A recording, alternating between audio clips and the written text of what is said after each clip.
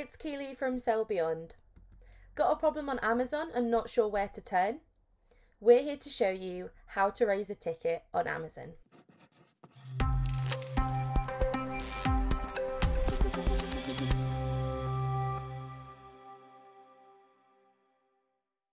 We're going to go to the top right corner and click on the Help button to raise our ticket.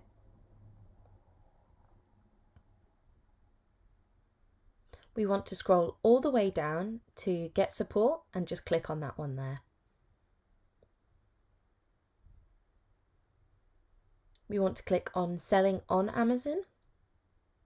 And rather than describing the issue, we want to click Browse for our issue in the menu. Here we want to click on Your Account. And then we want to click on Other Account Issues. Here you've got the option to describe the issue, a reason, and choose the method of communication. So you have email, phone, or chat. And that's how you raise a ticket on Amazon.